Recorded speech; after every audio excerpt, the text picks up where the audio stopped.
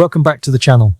Tonight, we are brutally dismantling the carefully curated illusion that the narcissist has been projecting since the day you finally walked away. They have spent every waking moment since the discard trying to convince you, their social circle, and the world at large that they won the breakup. They want you to believe that while you were grieving, they were thriving, that while you were picking up the shattered pieces of your identity, they had seamlessly upgraded to a better life. But I am here to tell you that this is a cinematic lie. We are about to step into the dark, airless room of their actual reality, a place of stagnant misery that they are terrified you will see.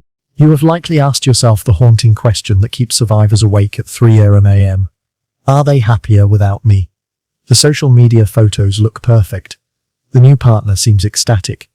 The career appears to be booming. It feels like the universe is rewarding their cruelty while you are left paying the karmic debt for a crime you didn't commit. But you need to understand the fundamental architecture of a narcissist's mind. They do not experience happiness. They experience relief and distraction. What you are seeing is not joy. It is a high-stakes performance designed to hide a rotting interior structure that began to collapse the moment you cut the supply. To understand the secret hell they live in, you must first accept that a narcissist does not have a self. They are a construct, a series of mirrors, reflecting back whatever admiration they can steal from others.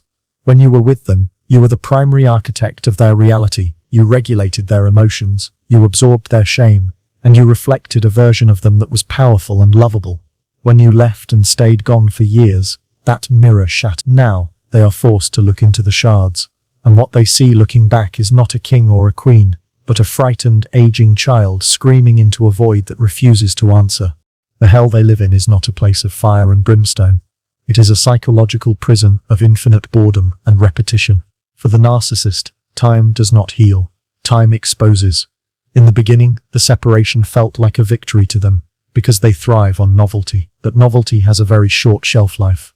As the years stack up, the novelty of their new victims fades, and the reality of their own stagnation sets in. They are stuck in a loop, replaying the same toxic script with different actors, while you, the one who escaped, have moved forward into a linear timeline of growth and evolution. They can never touch. They live with a gnawing, chronic sense of envy that eats away at their nervous system. When they see you, even if it's just through the grapevine or a blocked profile, they don't see a person. They see a lost possession that dared to gain value after being discarded. This drives them into a state of paranoid obsession. They cannot comprehend how you survived without their light. The fact that you are breathing, let alone smiling, is an existential insult to their false god complex. Their hell is the realization that they were never your sun. They were just the clouds blocking it. Consider the sheer exhaustion of maintaining a mask for years on end, without your help. You were the one who smoothed things over with the family. You were the one who made them look human in social settings. Without your emotional labor, their edges are starting to show. The cool, calm, and collected persona they present to the world is fracturing under the weight of their own disordered personality. They are working twice as hard to get half the amount of validation you used to give them freely, and this energy deficit is making them bitter, resentful, and prone to sudden, inexplicable rages behind closed doors. One of the darkest secrets of their existence is the phantom limb syndrome they experience regarding you. They don't miss you as a human being with a soul. They miss the specific function you served. You were grade A supply. You were resilient, empathetic, and resourceful. The new supply they found. They are likely easier to control, but they are boring to the narcissist. They don't provide the same challenge or the same intensity of fuel. The narcissist sits in their new living room, looking at their new partner, and feels a profound, hollow disappointment, because the reflection they are getting now is dim compared to the high-definition worship you provided. Fear is the dominant frequency of their internal radio station, specifically the fear of being found out. Over the years, as they cycle through friends, jobs, and lovers, the list of people who know the truth grows longer. They are constantly looking over their shoulder, wondering when the narratives they spun about you will unravel. They live in a state of hypervigilance, frantically managing image control, terrified that one day the world will compare notes and realize that the common denominator in all the chaos was never you, it was always them. This secret hell is characterized by a profound lack of intimacy. You might remember the moments where you tried to connect with them deeply and they pulled away or lashed out. Now multiply that isolation by 1,000. They are surrounded by people, yet completely alone.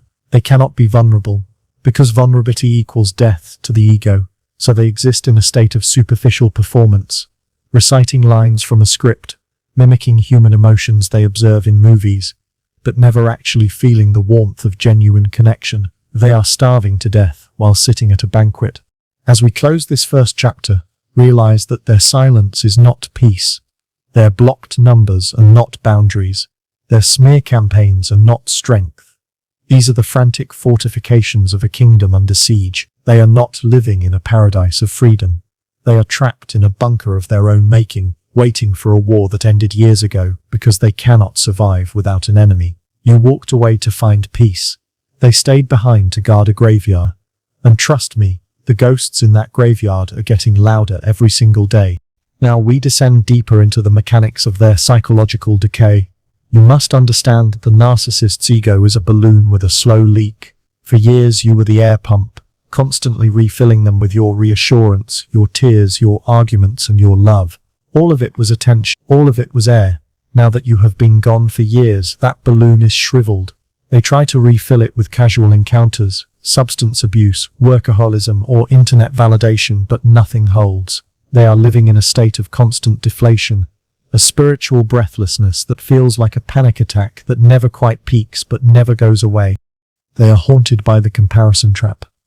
Narcissists are pathologically envious creatures. They are constantly measuring their lives against others. When they look at your life from the shadows, and make no mistake, they are watching. They see authenticity. They see you building a life based on real values. Meanwhile, their life is a house of cards, built on lies. This contrast creates a severe narcissistic injury. Every time you succeed, they feel physically ill. Your joy feels like a theft of something that belonged to them. They believe your happiness should have been theirs. Let's talk about the degradation of their cognitive empathy. Over time, the effort required to simulate caring becomes too heavy to carry. In the early days, they could fake it for hours. Now, years later, the mask slips within minutes. They are becoming grumpier, more impatient, and more visibly entitled in public.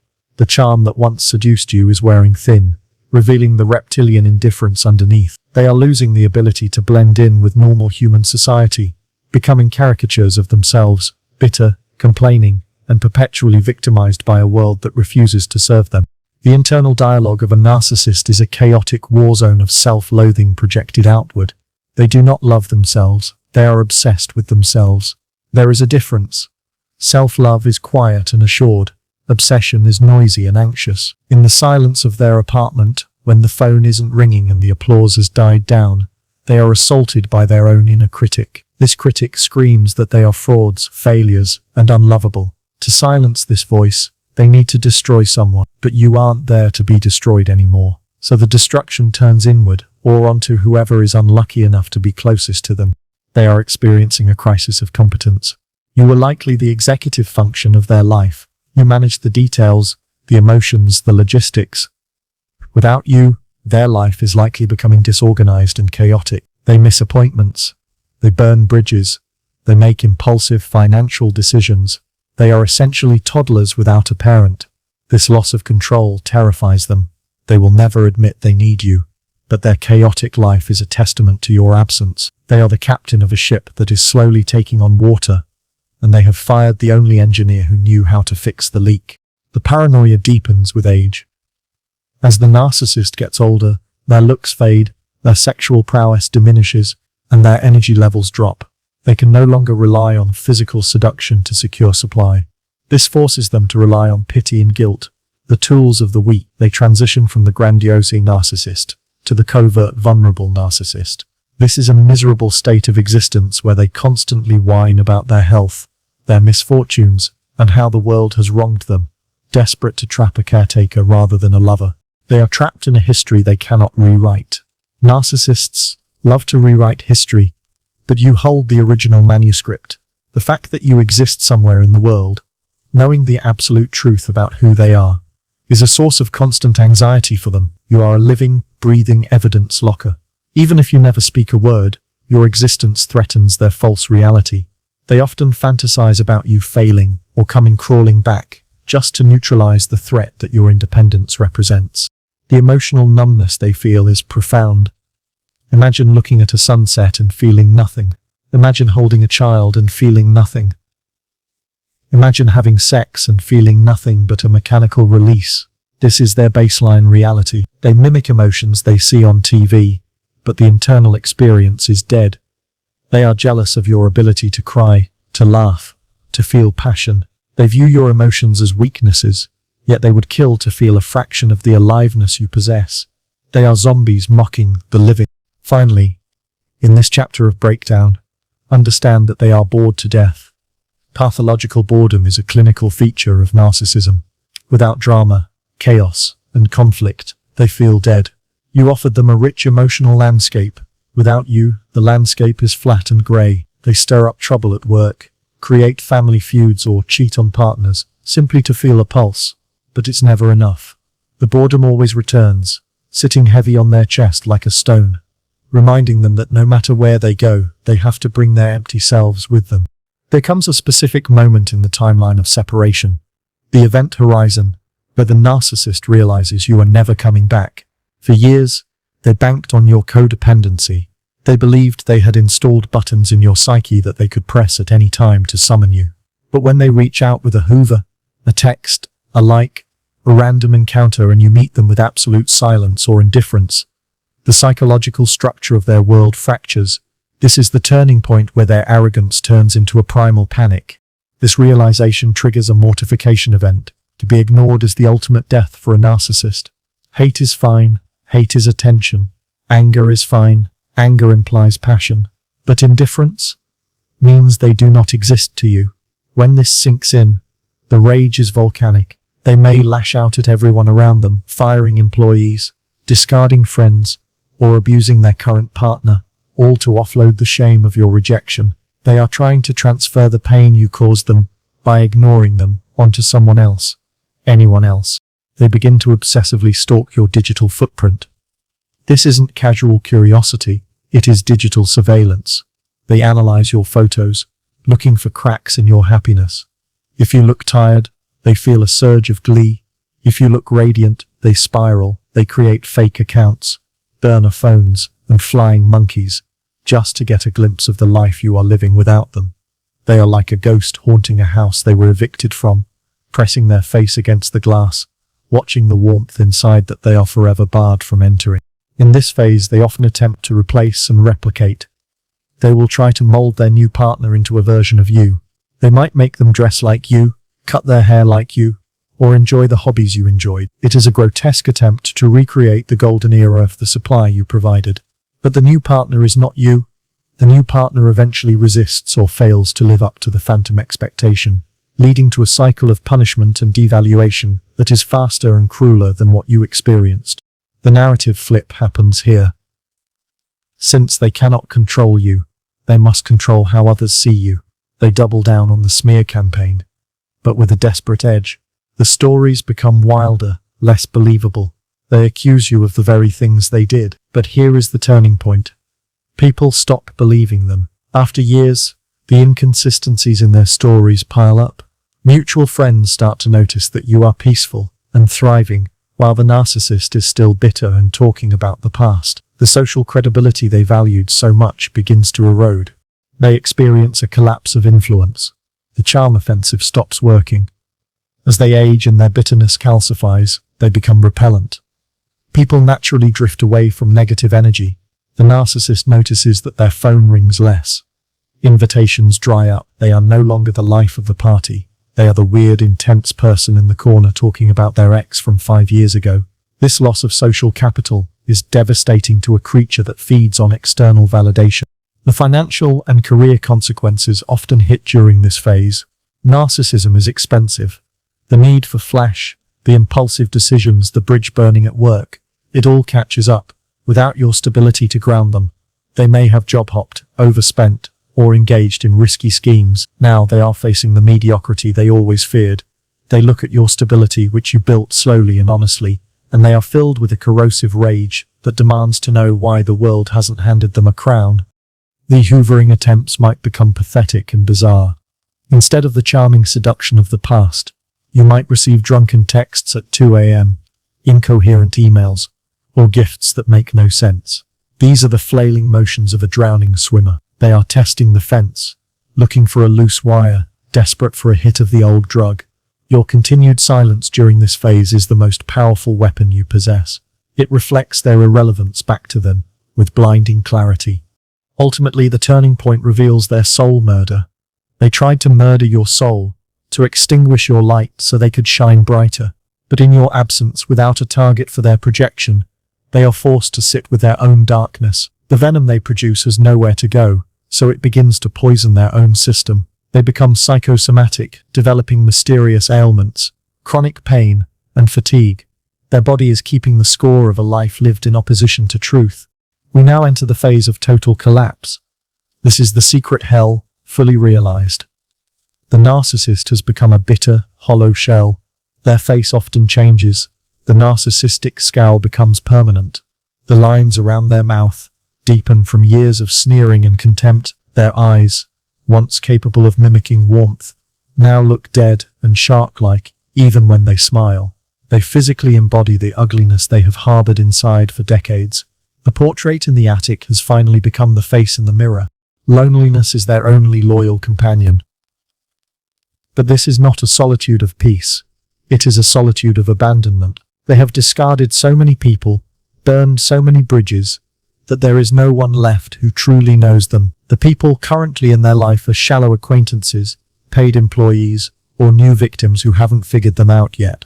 They have no ride or die friends, because they killed every relationship that required depth. They sit in crowded rooms feeling like an alien species, unable to decipher the language of human connection. They are trapped in a cycle of retroactive jealousy. They replay the memories of your relationship, but they rewrite them to make themselves the victim. They obsess over arguments from 10 years ago, winning them in the shower, creating new comebacks they wish they had said. They are haunted by the past because they have no future. They are unable to create new, meaningful memories, so they cannibalize the old ones, chewing on the bones of a dead relationship until there is nothing left but dust. The mask fatigue is terminal. They no longer have the energy to pretend to be a good person. They become openly abusive, openly bigoted, or openly cruel. They stop hiding their entitlement. Waiters, cashiers, and clerks become the targets of their rage. This public bad behavior further isolates them, creating a self-fulfilling prophecy, where the world actually does treat them poorly because they are insufferable to be around. They scream, "Respect me," while acting in ways that demand disrespect. Their supply lines are contaminated. In the past, they could get high-quality supply from you, intelligent, emotional, deep admiration. Now they are scraping the bottom of the barrel. They surround themselves with sycophants, people with low self-esteem, or those who want to use the narcissist for money. They know these people don't actually love them. They know it's a transaction, and this knowledge gnaws at them. They are drinking salt water to quench a thirst for fresh water, and it is driving them mad. The concept of narcissistic collapse becomes their reality. This is a psychological breakdown, where the grandiose self fails completely. They may fall into a deep, dark depression, not a sad depression, but a hostile vegetative state. They stop grooming, they stop cleaning their house, they stop trying. They lie in bed, consumed by a victim mentality so dense that light cannot escape it. They blame you, their parents, the government, God, everyone but themselves, for their wrong. They become addicted to distraction, to avoid the screaming silence of their own mind. They need constant noise. The TV is always on, the phone is always in hand.